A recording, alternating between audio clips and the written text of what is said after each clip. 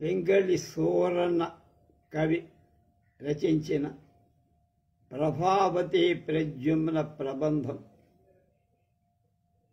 8వ భాగం 24/7/24. దీనికి కవిశేఖర విద్వత్ కవి కవితా విభూషణ విద్వత్ కవిశేఖర బ్రహ్మశ్రీ వెంపరాల సూర్యనారాయణ శాస్త్రి గారు అర్థ తాత్పర్యాలు రచించి ప్రభావతి యొక్క అందచందాలన్నీ ప్రద్యుమ్నుడికి శుచిముఖి అనే ఆడహంస వర్ణించి చెప్పటం నిన్న మనం చూసాం ద్వితీయాస్పదంలో కథ. అవల్ల కృష్ణుడు చెప్పింది, ఇంద్రుడు చెప్పిన విషయమంతా అతనికి చెప్పి అతను ఆ వజ్రపురానికి వెళ్ళటానికి ఏర్పాటు చేస్తున్నారు. వినుము ప్రభావతి యనన్ వనితామణి మణినామమర్ధవంతం మగుచున్ తనరారుచుండు అనయంబును యదుకుల కులస కలస జలధి పూర్ణ శశాంక. నాయన, యదువంశ ఉద్ధారకుడ ప్రద్యుమ్న, ఆ కన్య పేరు ప్రభావతి, వజ్రనాభుడి కూతురు. అది సంజ్ఞాపరంకాన అధిక కాంతి కలది అని కూడా అర్థం. కనుక ప్రభ అంటే కాంతి, కనుక కాంతితో కూడింది, అంత అందంగా ఉంటుంది. ఆ ప్రభావతి తన కల నగజ వచ్చి వ్రాజిదయనిచ్చెనని ఒక రమ్య పురుషు చిత్ర ఫలకాభి లిఖితు నెచ్చలియు తాను కరము వేడుక చూడ నే కంటిని అనగా. ఆ అమ్మాయి ఒకరోజు కలలో తనకు గౌరీదేవి కనపడి ఒక పురుషుడి బొమ్మ చిత్రించి ఇచ్చిందని ఆ ప్రభావతి చెబుతూ ఆ చిత్ర ఫలకంలో వ్రాయబడిన సుందరుడి యొక్క ఆకారాన్ని తాను చెలికత్తెలు చాలా ఆశ్చర్యంతో ఆనందంతో చూస్తుండగా నేను చూశాను. ఈ మాటలు చెప్పేది శుచిముఖి అనే హంస.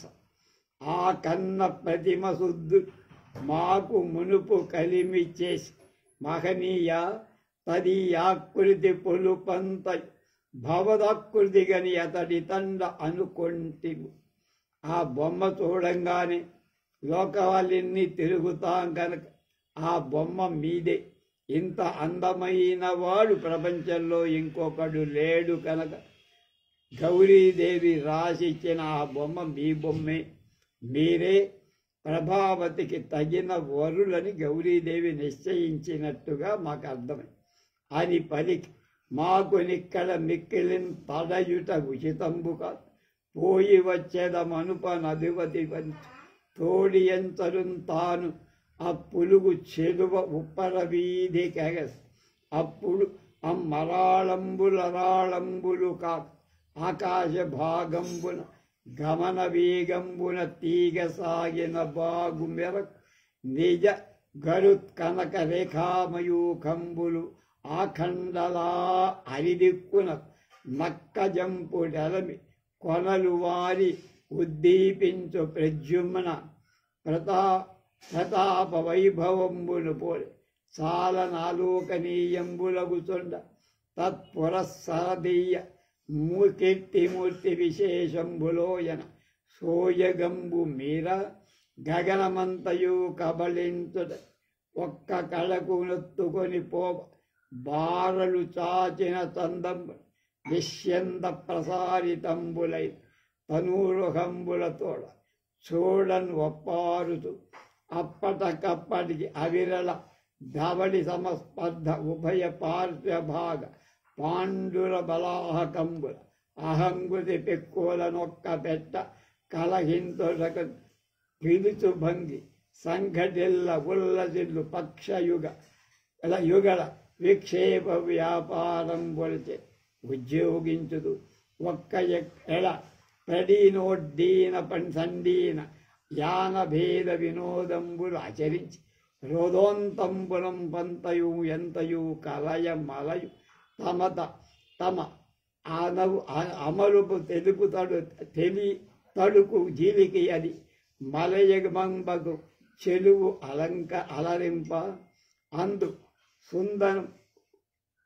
సుందనంపు రంగవల్లి కామ తల్లిల కుందనంపు రంగవల్లి కామ తల్లిల ఉల్లాసంబు వెళ్ళి గొలుపు గరుడంత కాంతి కల్లల చేత అతిశయిల్లు ఒక్కొక్క చోట ఒక్కొక్కటి సందర్భ బలంబున విభూమిన్ మండల విభాగంబున వలన అస్థాన భావున సంభవాభేద సంభృత శబలతా విలాస భాసుర సురాపక ప్రవాహ సందేహ కందళనంబున అనుగుణంబైన పడుపున నిడుపౌజులుగట్ ఎత్తట్టు చెదల నడచు వజ్రపురంబుచే తొంటి సకల జలాశయంబుల విహరించుచుండే అందు శుచిముఖి కంజాంతపుర సరోవిహార సమయం. ఈ విధంగా చెప్పి చాలా ఎక్కువగా ఆలసించటం తగదని చెప్పి ఆయన దగ్గర సెలవు తీసుకొని మేము బయలుదేరి ఆడుపక్షి శుచిముఖి తోడి హంసలు తనతో రాగా తాను ఉప్పర వీధి అంటే మామూలుగా ఉప్పర్లుండే వీధి కాదు, ఆకాశ వీధి మార్గంలో ఎగసింది, ఎగిరింది. అప్పుడు ఆ హంసలు అంటే వంకర డింకలు కాగా సూటిగా ప్రసరించేవై నడకలోని ఎగురుటాను వెళ్ళటంలోని వేగం చేత తీగ సాగిన విధంగా ప్రకాశిస్తూ తర్వాత తమ యొక్క గరుత రెక్కల యొక్క ముక్కల యొక్క రేఖా బంగారు రేఖల కిరణాలు కాంతులు అలా చెప్పి శుచిముఖి ప్రద్యుమ్నుని వద్ద సెలవు తీసుకు తోడి హంసలతో విను వీధికి ఎగసి ఆ మరాళాలు విప్పిన రెక్కల చివర ఉన్న బంగారు రేఖల కాంతులు ఎలా ఉంటాయో ఉత్ప్రేక్షగా చెప్పాడు. వజ్రనాభుడి పొలం వైపుకు బయలుదేరాయి. శత్రువు అక్కడకు తెలవనంటే అక్షయమైన వికాసంతో జ్వలిస్తున్నటువంటి వైభవంతో ప్రద్యుమ్నుడి యొక్క శౌర్యం యొక్క వైభవంగా అతిశయంలా అధికంగా చూడతగినవి అవుతూ హంసరెక్కల చివర బంగారు రేఖల కాంతులు చూడగా వజ్రనాభుడి పొలం వైపు వ్యాపిస్తున్న ప్రద్యుమ్నుని దగ్గ మెరసే ప్రతాపం మాలికల అన్నట్లుగా ఉన్నాయి. ఆ ప్రద్యుమ్నుని ప్రతాపానికి పురస్కరిస్తూ నడుస్తున్న అతని సంబంధమైన యశస్సు యొక్క శరీర భేదాల అన్నట్లుగా సోయగంబుతో చక్కదనంతో అతిశయించి ప్రద్యుమ్నుని ప్రతాపం కంటే ముందుగా వెడుతున్న అతని స్వచ్ఛమైన కీర్తి స్వరూపాలు అన్నట్లుగా హంసలు పరుస్తూ అన్నాయని ఉత్ప్రేక్ష. అవన్నీ పోగు చేసిన పోతూ బాలలు చాపిన విధంగా ప్రసారితం కదలకుండా చూపబడుతున్నాయి. అయినను అతని రెక్కలతో తనూహ అంటే శరీరాలన్నీ కూడా చాలా చక్కగా కనపడతాయి. తెల్లదనం ఆకాశాన్ని కప్పినట్లుగా పక్క భాగాలు కనపడుతున్నాయి. మేఘాల అహంకునిలాగా వాటి గర్వాన్ని తొలగిస్తున్న ఇవి పక్షుల యొక్క తెల్లదనం. హంసల రెక్కలను చెమ్మటం అలా ఉంది. ఇరుప్రక్కలా గోచరించే వెలి మబ్బుల తెల్లదనం విషయమై పోటీ చేసి మబ్బులు ఓడిపోయాయి.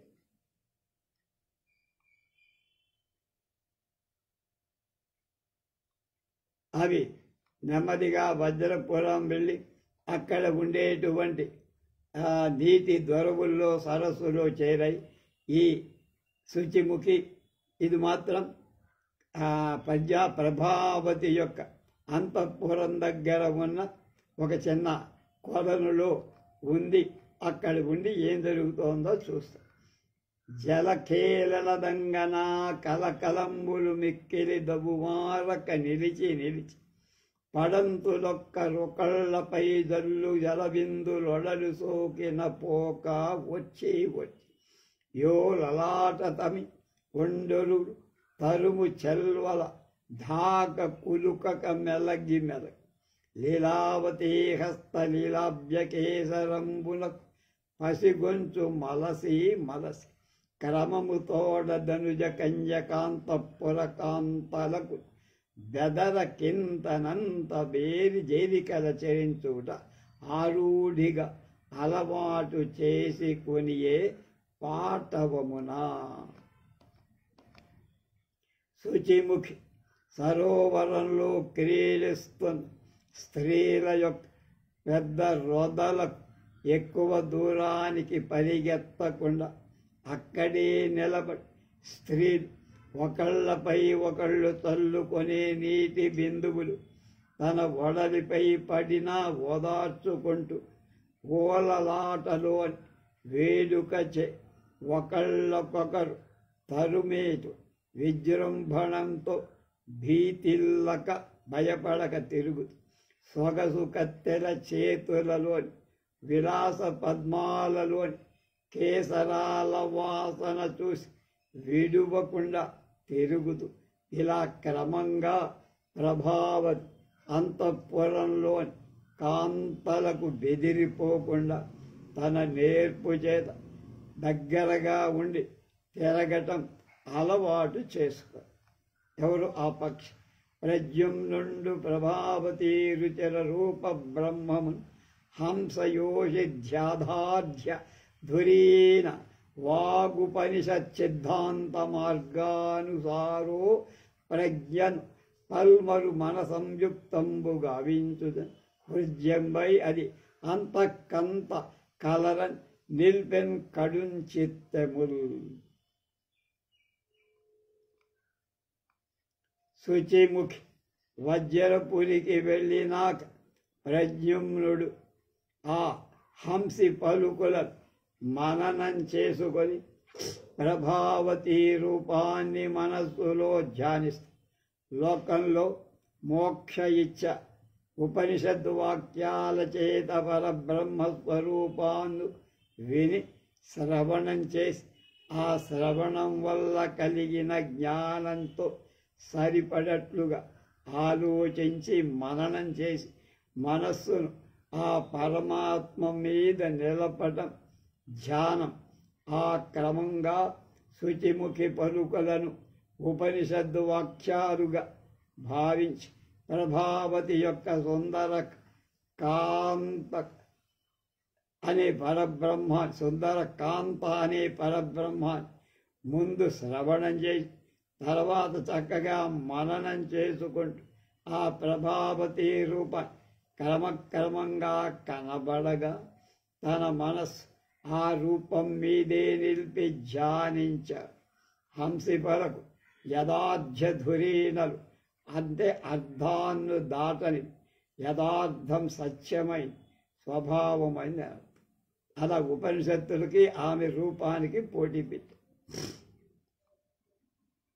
అంటే ఆమెది అవాంగమానస గోచర సౌందర్యమని శుచిముఖి చెప్పింది మననం చేస్తున్నా.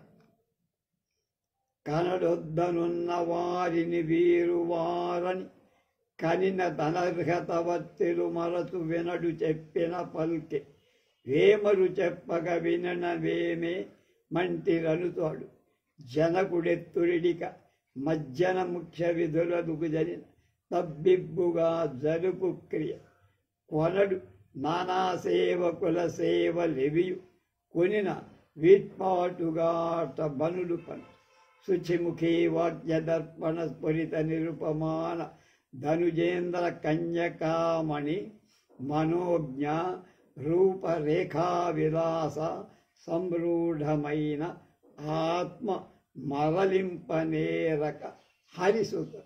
వాడు విరహంలో పడిపోయాడు. ఎలా? అద్దంలో ప్రతిబింబంలాగా శుచిముఖి యొక్క వాక్యాలలో సరిగా ప్రతిబింబించిన ప్రభావతి యొక్క మనోహరమైన రూపరేఖా విలాసాలను లగ్నమై చెలించని మనస్సు కలవాడవటం చేత ప్రద్యుమ్నుడు దగ్గర ఉన్న వాణ్ణి చూడడు, పట్టించు. చూసినా వీడెవర్రా అని తెలుసుకునే ప్రయత్నం కూడా చేయటం వచ్చు. అనేకసార్లు చెప్పకుండా ఏ మాట వినడు. ఎంతమంది ఏ మాటలు అనేకసార్లు చెప్పినా వినిపించు. అలాగే విన్నా ఏంటేంటి అని మళ్ళీ అడుగు. స్నానాది నిత్యకృత్యాలు దగ్గర ఉన్నవాళ్ళు ప్రోత్సహిస్తేనే చేస్తాను. చేసిన ముందేమిటి తర్వాత ఏమిటో కూడా పట్టించుకో. అనేక మంది సేవకులు చేసి ఉపచారం చేస్తున్నా అది పట్టేనట్టుగా ఉండేది కాదు. ఒకవేళ తీసుకున్న జనులు వాళ్ళకి పనులు ఇంకో పనులు అప్పచెప్తారు. అది అంటే వాడికి ఈ లోకంలో లేడు దృష్టి. ఉజ్జదపేక్ష పక్షివని తొక్కుల వెంబడి చంచరీక చంద్రాద్యుపమాన శోభకు సహస్ర గుణంబుగ హెచ్చ కేశవక్రాజ్యకిలాంగ లక్ష్మీమది కందిన అంతయున్ నయించి ఆ వృజ్జ తరాంగిమూర్తి స్వభగెల్ల ఒకంతగా చూసు ఆత్మలో. ప్రద్యుమ్నుడు మనస్సులో కోర్కెలు పెరగగా శుచిముఖి చెప్పిన ప్రకారం తుమ్మెదలు చంద్రుడు మొదలైన ఉపమాన వస్తువుల సొగసును 1000 రెట్లుగా సొగసుగా ప్రభావతి యొక్క జుట్టు ముఖం మొదలైన వాటి అంగాలను తన మనసు వెళ్ళినంత వరకు తన మనస్సులో ఆ సుందరి దేహ సౌందర్యాన్ని కొంచెంగా చూస్తూ ఉపమానాలకు ఆమె దేహం ఎందుకు పనికిరాదు, అంతకు మించిన సౌందర్యం కలదని భావం కలిగి మది కొనికంత మేర మానకతండుపమాన కోటి ఒప్పిద మఖిలంబు ఇట్లు కడుపెక్కు మడుంగులుగా తలంచి తదవ అవయవత్వ సుస్థితికి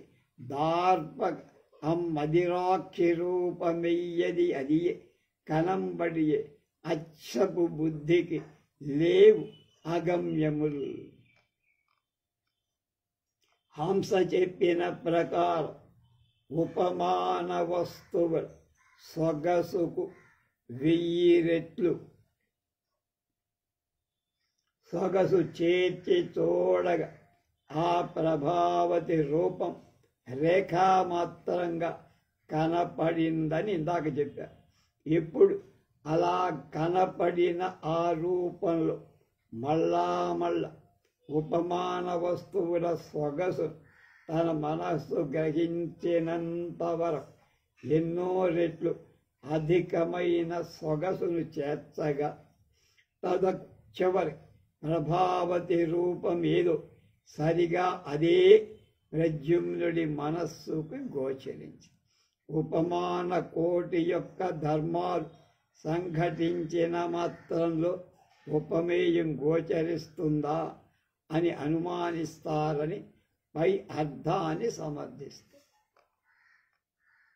ఆ రూపు మది జాల హత్తించి అతివ అట్టిది కాక అనుచు మెచ్చి ముక్త పదగ్రస్తం రాస్తున్నాడు సీసన్.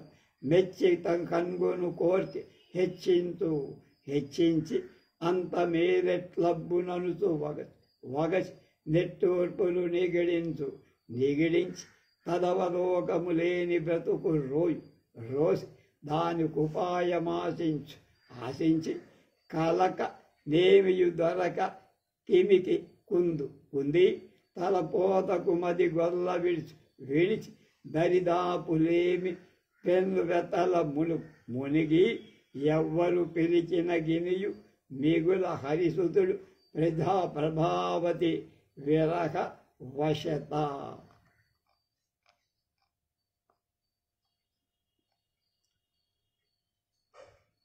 ఎవడు పిలిచినా మాట్లాడతల ఉట్టూర్పులు విడుస్తున్నాడు, దీర్ఘ నిశ్వాసాలు చేస్తున్నాడు, తలగడలు పగలగొడుతున్నాడు, ఆమె లేని బ్రతుకు మనకు పనికిరాదంటున్నాడు. కనుక అనుకోకుండా కోపం వస్తోంది.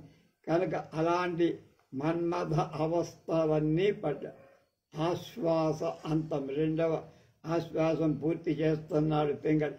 ధీమంతుడు పటు ప్రతాపనయమైత్రీ నిత్య ధమ్రీభావత్సామంతుడు సుకీర్తిమౌతికమణి సరగ్భూషితాశావధు సీమంతుండు విపక్ష మంత్రి ముఖరాజీవ ప్రభావోచ్చాటన హేమంతుండు నిజస్తవాను కలనా హ్రీమంతుడు అత్యంతమని తన తండ్రి గారిని పోగొడుతున్నాడు. ఇవన్నీ ఆయన యొక్క గొప్పతనం. అబ్బాహువరుడు అఖిల ఉద్బాంధవరమ్య కీర్తికుడు నలిని పవిత్రా బిందు సమ ప్రకృతి క్షుద్బోధమయాత్మక తత్వకోవిదు. మా నాన్నగారు అంబమ్మకు మొగుడు, అంటే అంబమ్మ అనే ఆమెకు భర్త ఆయన. అలాగే సమస్తమైన దిక్కులకు చుట్టమైన కీర్తి కలవాడు, అంటే కీర్తి సకల చోట్ల అన్ని చోట్ల. అలాగే తామరాకులోని నీటి బొట్టితో సమానంగా ఏది పట్టకుండా ఉండే అజ్ఞానాన్ని పోగొట్టే జ్ఞానస్వరూపమైన ఆత్మ పరమాత్మతత్వాలలో కోవిదుడు, అంటే బాగా తెలిసిన పండితుడు. సంసార సంకటం తామరాకుపై నీటి బొట్లాగా ఉండాలి, అలాగన్నమాట. కుముద బంధు నిభుండు పింగళి గోకమంతి యశ కదా సముదనల్ప సముగుండు వైదిక శాస్త్ర సింధు నిరంతర ప్రమథనాత్మ శుభుండు సంతత భక్తి యుక్తి సమర్చిత ప్రమథలోక విభుండు విత్త నిరంకుశ ప్రభుండు ఎలన్. అలాగే చంద్రుడితో సమానమైన కాంతి కలవాడు, పింగళ గోకమంత్రి వంశానికి మూల పరుషుడై ఉన్నవాడు, సంతోషంతో గొప్ప ప్రభువు, అలాగే సభలలో గొప్పవాడు, తన వంశానికి మూల పురుషైన గోపకనామాత్యుని యశస్సులు పెంచేటువంటి వాడు. అన్ని శాస్త్రాలలో వేద సంబంధ విషయాల్లో పండితుడు. సముద్రం యొక్క యాడ తెగని ప్రమథ మధించటం చేత ఆత్మ పొందబడిన క్షేమం కలవాడు, అంటే ఎప్పుడు వేద సమ్మతంగా ప్రవర్తించేవాడు, శుభాలు ఇచ్చేవాడు, ఎప్పుడు భక్తితో ఉండేవాడు, అందరి చేత పూజింపబడేవాడు అయిన తన తండ్రి గురించి. ఇది నిఖిల సూర్య లోకాంగీకార తరంగిత కవిత్వ వైభవ పింగళి అమరనార్యతనూభవ సౌజన్య గేయ సూరయనామధేయ ప్రణీతంబైన ప్రభావతీ ప్రద్యుమ్నంబరు మహాప్రబంధమునందు ద్వితీయ ఆశ్వాసం. 2 ఆశ్వాసాలు పూర్తి చేశాం. రేపు 3వ ఆశ్వాసంలోకి మనం ప్రవేశిస్తాం.